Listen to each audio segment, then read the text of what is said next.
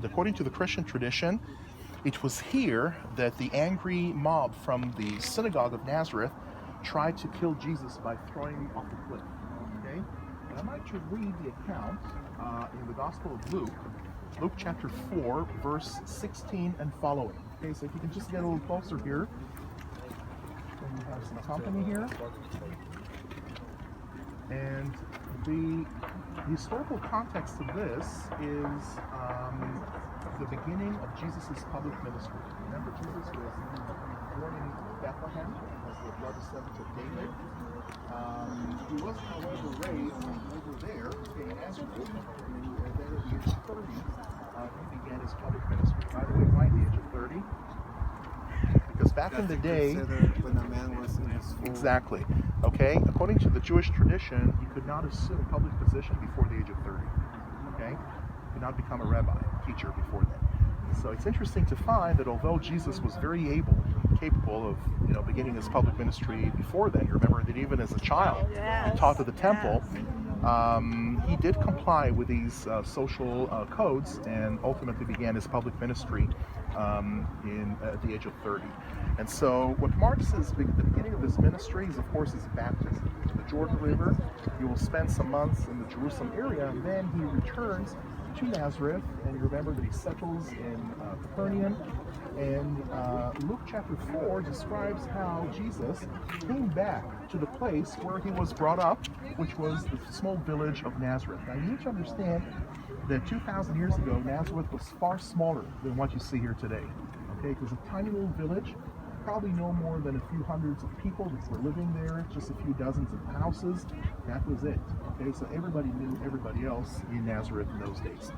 So, that said, again, back to verse 16, it says, "And he came to Nazareth, where he had been brought up, and as was his custom, he entered the synagogue on the Sabbath and stood up to read." You remember the setting of the synagogue, right?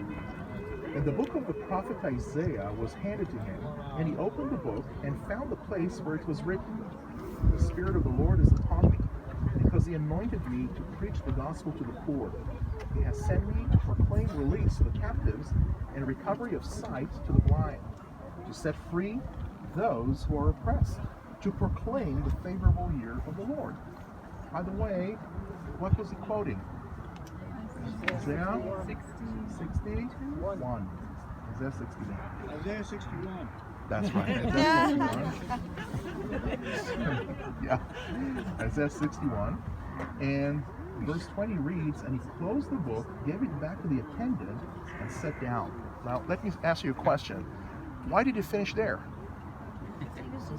Of course it goes on. Isaiah 61 goes on. Second coming. Exactly. Okay. Know he was arrived. And so he basically read only the part that spoke about his initial coming to the world. Okay, remember that he came to bring about salvation, 2,000 years ago, not to bring wrath and judgment. But the next verses in Isaiah chapter 61 actually point to his second coming, right? That he will bring judgment and wrath with him. So he closed the book, gave it back to the attendant, and sat down. And the eyes of all in the synagogue were fixed on him. Just remember that. Now just think about this for a moment. He sits down, everybody's kind of shocked, and they're just all looking at him. And he began to say to them, "Today this scripture has been fulfilled in your hearing." And all were speaking well of him, and wondering at the gracious words which were falling from his lips. And they were saying, "Is this not Joseph's son?" What happens here? Initially, it starts good, right? They're all admiring him for the words he says and everything else. But then doubts, start creeping in them. Satan, is this little boy we saw growing up here, working at the workshop there with Joseph, his father? Of course, he knew their hearts, and he said to them, "No doubt you will quote this proverb to me, 'Physician, heal yourself. Whatever we heard was done at Capernaum, do here in your hometown as well." And he said, "Truly I say to you, no prophet is welcome in his hometown. But I say to you in truth," and listen to this, "there were many widows in Israel in the days of Elijah, when the sky was shut up for 3 years and 6 months, when a great famine came over all the land." We talked about that earlier, right? "And yet Elijah was sent to none of them, but only to Zarephath in the land of Sidon, to a woman who was a widow. And there were many Was a lepers Gentile, in right? Israel in the time of Elisha the prophet. And none of them was cleansed, but only Naaman the Syrian. Okay? The Assyrians were actually the enemies of Israel. What is he saying here? It's not an automatic inheritance. Exactly. That's exactly what he's saying. Don't think for one moment that only because you're blood descendants of Jacob in Israel, okay, that this is it. You have a free ticket, okay? It's not how it goes with God. There's no favoritism with God, okay? I really love the way somebody put it one time, that God has no grandsons, he has sons, okay? He has children. So basically what Jesus is saying, in the Old Testament, there's nothing new under the sun. It wasn't the Jews, the Hebrews, that received favor, but rather Gentiles, okay?